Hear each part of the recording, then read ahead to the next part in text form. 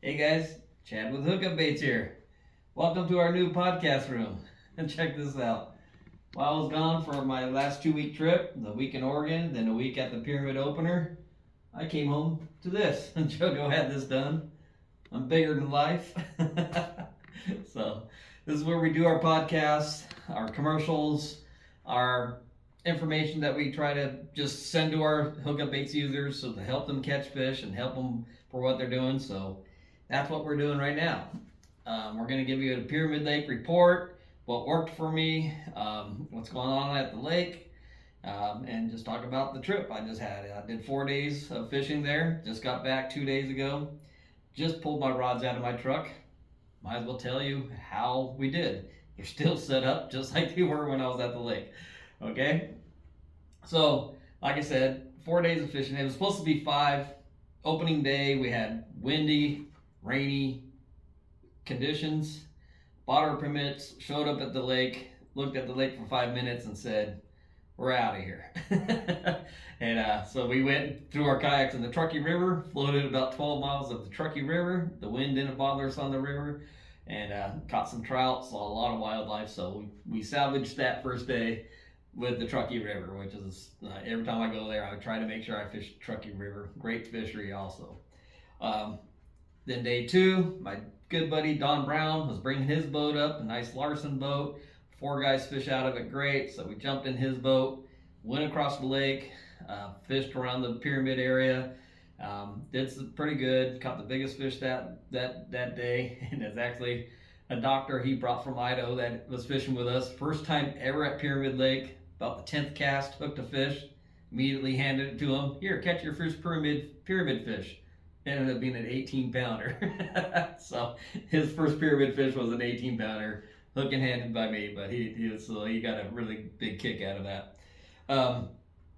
But it was tough fishing overall on that side of the lake. We fished 3 days over there around the pyramid, up to Hell's Kitchen area, that whole area that's usually red hot this time of year.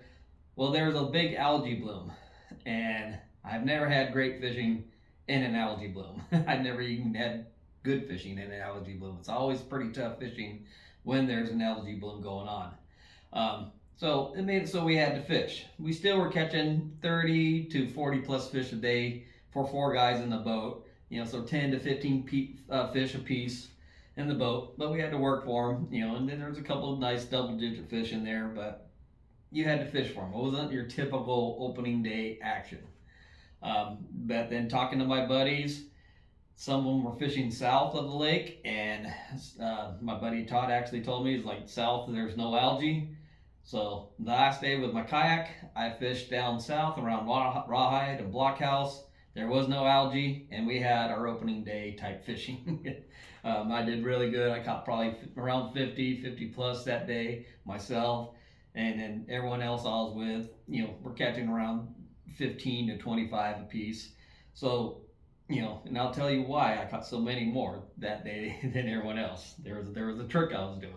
It's a new trick I learned, and I'm gonna tell you guys. Okay? But first on the boat, I was fishing this rod. I brought 3 rods. I brought a 6-pound rod, 8-pound rod, and then a 10-pound rod. This is my 10-pound trout rod. It's my biggest rod I fish for trout. 8-foot rod, 8 to 17 pound rated at the Shimano Terramar East Coast. So it's actually a light saltwater rod.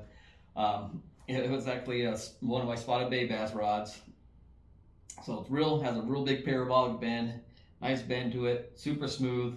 Then a Daiwa Saltis MQ. I believe this is a 2500. So nice, powerful, very smooth little reel. This combination did perfect. It was the perfect setup for catching those trout out that lake. 10-pound braid, 10-pound fluoro. The first 2 days, I was doing a 10-pound fluoro leader, 8-foot, and tying a single 3/8 or 5/8 on there, and catching fish just fine with that. Third day, I went out there I wanted to switch it up a little bit, and I went out there with a double rig with an owner, number 6 swivel, and did 2 1/4-ounce baits. Because the fishing was tricky, I figured 2 smaller baits, they'll eat it faster. So 2 baits to get the baits down there. because it does double the weights, 2/4. And we're doing all our fishing in like 50 to 60 feet of water. So, and that got bit pretty well that day. Just as well as just fishing a 5/8 or a 5/8 bait or a 3/8 bait. And so throughout the day, I was catching fish on it and noticing if you're 10 feet or more from the bottom, your bites went down. You had to keep that bait really close to the bottom to keep getting bit consistently. And a lot of your times, you hit the bottom, jiggle it around a little bit, and then as soon as you start retrieving from the bottom, is where most of your bites were coming from. So I was like, I need to keep that small bait closer to the bottom. So what I did, it's a little spotted bay bass trick I do. I do a lot of spotted bay bass tournaments. So I do a lot of variations with this double rig with spotted bay bass. And so what I did is put a short lead. I cut one, when we do a double rig, our normal way we always say to do a double rig is always use the owner number, or this is owner number 6, 3-way swivel, but always the owner swivels, always work absolutely the best. We used them all. These are the ones you want, I promise you. Okay, and we usually do 2 pretty close to, like a 2.5 foot leader and then a 2 foot leader. So your baits are about, 4 to 5 inches apart. So they're going down together, swimming together, and all that kind of stuff. But then there's variations of what you can do with it. This is one of the variations, is where you're just trying to get a big bait down, so you're using the other bait as your main weight. So you tie your big bait on a short lead. So here's my 5/8 bait. It's on just a 1 foot leader. So that one gets the bait down quick. Then I got a 2.5 foot leader on a 1/4 ounce bait. And that one does all the action, all the swimming. So it basically sits on the bottom just like this. Here's the 5/8, hits the bottom. This guy's out here swimming. 75% of the bites came on this guy here. I still caught 25% of the fish on this one. That big one still does get bit, but 75% of it got bit on that one right there, out there swimming, okay? So that was the trick. I never fished this rig at Pyramid before, but that's the advantage of being a tournament bass fisherman. You learn this kind of stuff, then you adapt it to other situations where trout fishing, right? So, and that was the advantage that day. That's why I caught a whole lot more than everyone else did. And being a typical fishing with your buddies, you don't tell them what you're doing till the end of the day. But now I'm telling everybody what I did and what worked for me, because I want you guys to catch fish when you go out there with hookup baits. So, like I said, the white bodies were best. This still has all kinds of chew marks all over it. This is the shad white I was using. This was the rainbow 5/8 rainbow trout I was using. That's why I ended the day with just like this. But the white replacement bodies worked well. So you can find those bodies and baits at hookupbaits.com. Is where you unscented baits. You have to have unscented baits there. So you can find the unscented baits. You just can't find them anywhere. At hookupbaits.com always has unscented baits, but also Mark IV in Reno carries unscented and scented baits. Shields in Reno carries the scented and unscented baits. The Pyramid Lake Lodge carries only unscented baits. Ken's Sporting Good carries only unscented baits in Bridgeport. And then Mountain Hardware and Truckee carries, I think, both scented and unscented baits. So basically those 5 locations in the Reno area, places you'll be passing on the way there, carries the unscented baits for Pyramid and Truckee River, and then hookupbaits.com, okay? That's where you're going to find the unscented baits, and usually all the colors that are unscented are colors that work at Pyramid and any other trout spot where unscented baits are required. Pretty much anywhere where a barbless artificial lure is needed, it's also an unscented bait. So that's what the unscented line of hookup baits is for, okay? So, and they're all natural fish trout catching colors, so really all those colors will work. So that was the technique. Like I said, the double rig, number 6 owner swivel, worked really well. But what did happen about 6 times that day, I hooked 2 trout, 2 big trout, and they go opposite ways. You end up losing 1 trout, right? You're going to lose a bait and you're going to lose a trout, but you're still going to catch a trout. That does happen. And if they're smaller trout, usually under 5 pounds, you can catch both of them. But it just so happens every time I had a double, they're big trout. They're both over 5 pounds, and so you don't catch them both that way. I have my only double of the week was about a 5 pound trout and a chub. I did catch that double, the combo chub trout chub combo. Um, but a lot of people tell me, well, you use that donkey rig and you don't have that problem. Well, I've used the donkey rig a lot. And a donkey rig is a barrel swivel and another barrel swivel that slides up in line. What I found with that is, first of all, it tangles a lot more. And then I like to use a leader above my three-way owner swivel, because if this three-way swivel isn't working, or I'm just tired of using it, or if I'm catching a lot of fish and I'm getting doubles a lot, I don't want to use it. I used to always say don't use doubles at pyramid because it's a pain in the butt because you're catching 2 big trout at a time. Well, when the fishing's kind of hard, it's actually better to use a double rig because it gives you double a chance of catching a fish. But when it gets really good and you're catching them like crazy and you're getting doubles every drop, that's when you take the double off actually and go to the single bait. So I like to have just a leader above it so I can cut the swivel off, put a single bait on, and keep on fishing without having to tie a leader on. Well, when you use that donkey rig, that's one that slides up as it's sinking will go slide up and go above your knot to your braid and get hung up there. And it happens a lot. So by the time you hit the bottom, this one's on the bottom, that one's 10 feet off the bottom because it's hung up on your knot. So that happens a lot. But then what also I found is even when you do hook 2 fish, right? One fish is swimming this way, the other one has on the line that's sliding up the line, and you get the line doing this, because it's going up to your rod, and that fish is going this way, this one's is on swivel, and he's going that way, and it's rubbing up and down that line, and I've had that, when that breaks, you know what happens? You lose both fish, and both baits, and so it's really not an advantage in my mind, because when it breaks off in a 3-oi swivel, you always still catch 1 fish, and you still get 1 bait back. With that donkey rig, I've had that more often than not, both fish break off. So, not really an advantage that way. Just buy the owner 3-oi swivel. Trust me, that's the swivel you want. Don't use the brass ones. They don't work the same. The owner 3-oi does keep it straight.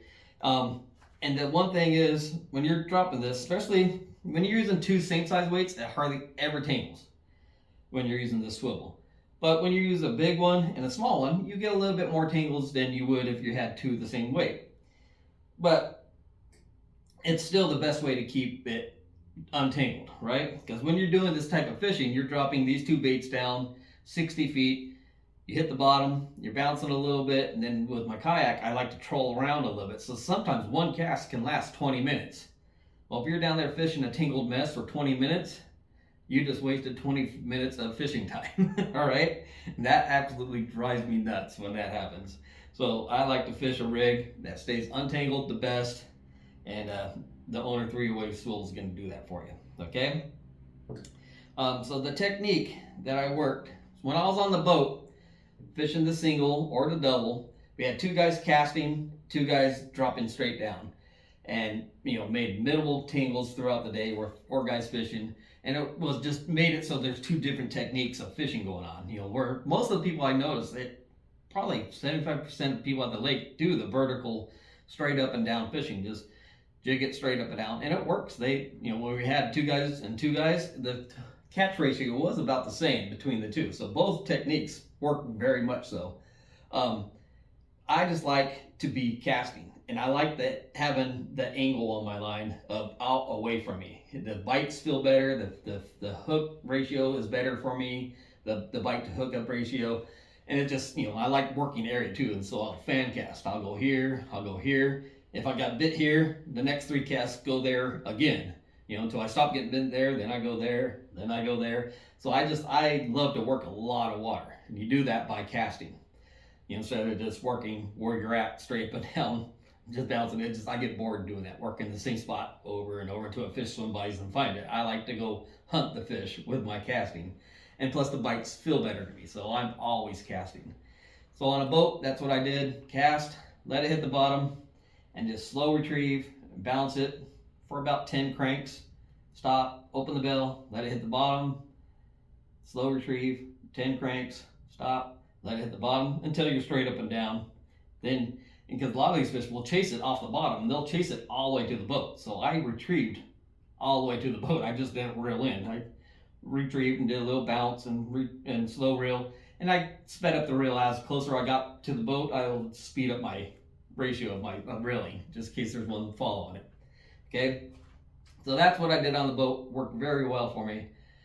And then when we got to the kayaks, this was the day where I caught a lot of fish. I had a little technique I had going on with the heavy and the light. So what I would do is just drop it right next to my kayak, and I have my Hobie kayak in reverse. So as soon as I hit the bottom, and I have my fish finder, so I know exactly how deep it is, and I can feel the bottom when I hit it. And as soon as I hit the bottom, put the gear and put the reel in gear, and start kicking my kayak really slow and jigging at the same time. All right? So I'll be going backwards. See, I'm going this way, and I'd sit there and just go like this. Jigging it, so those baits are just going like this. The big ones here, the small ones back here, doing all kinds of action, following it. Usually within 5 feet of lifting from the bottom is where I was getting most of my bites, right? And this area fish weren't all piled up in one spot. There was a bunch of fish, a bunch of little pods of fish all throughout the area. So working the area, moving around the area and working the area seemed to work better because you moved across those pods of fish more often than just sitting in one spot and waiting for the pods of fish to come to you. So by doing that, so I paddle about 20 yards or so until I fill my lines. My baits are off the bottom about 20 feet. Stop pedaling, open the bell, let them hit the bottom. As soon as they hit the bottom, start pedaling real slow again and just jig.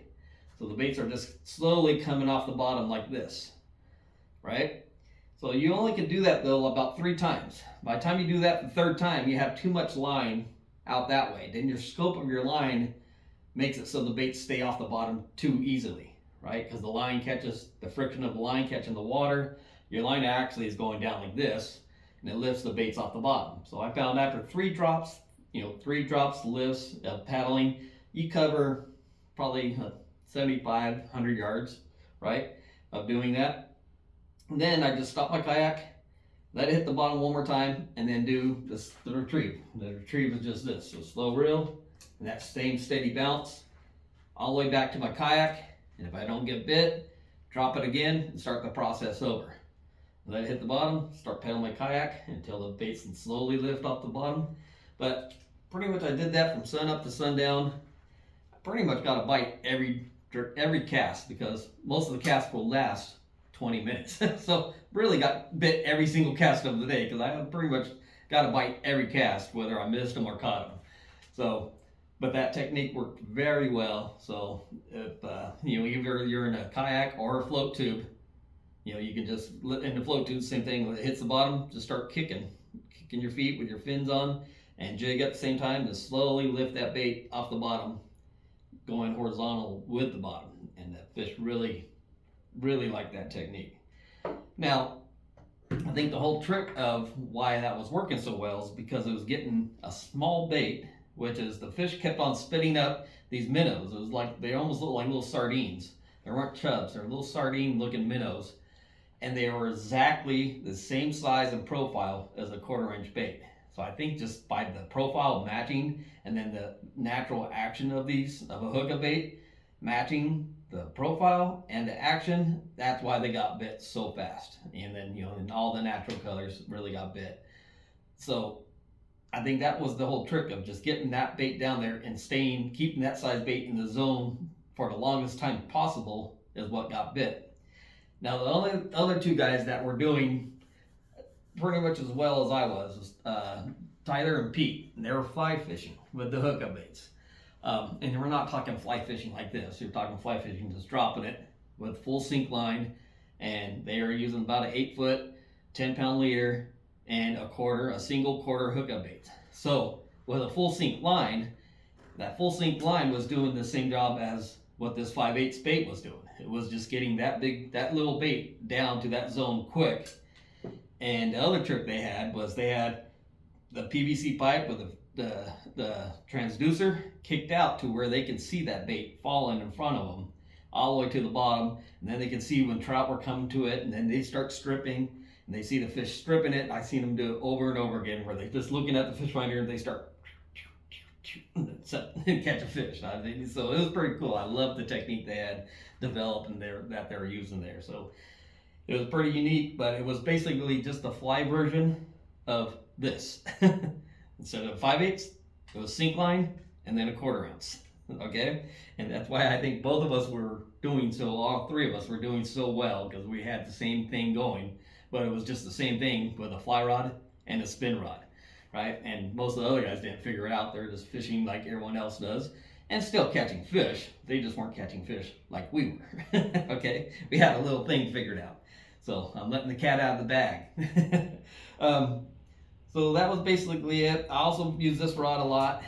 This is my regular 8-pound to 8-pound, and that's where I fished with my single 1/4.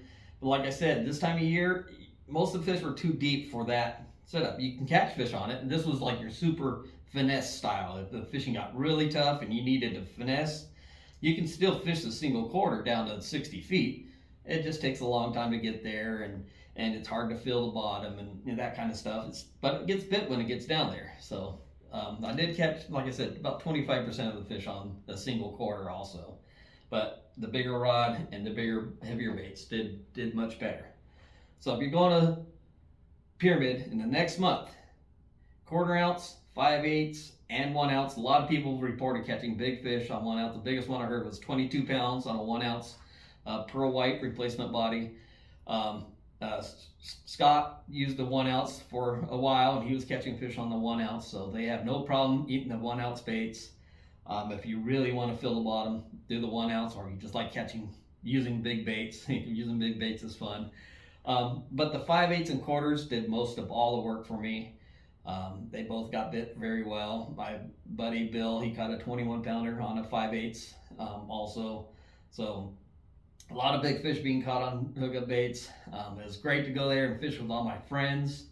I have Pyramid Lake Fly Co., Pyramid Lake Guides, so all of them were my buddies. And then just guys came up from San Diego and SoCal with their boats, hookup baits fans and friends and buddies. Then my buddy there, Scott, that took the whole week off and fished with me every single day. Bill Boyce, Don Brown had their boats there, Dwayne from San Diego Anglers. So I had a whole group of buddies to fish with and seeing every day and shared fish reports with, and every single one of them using the hookup baits, except the Pyramid Fly Co. guys, but they're still cool.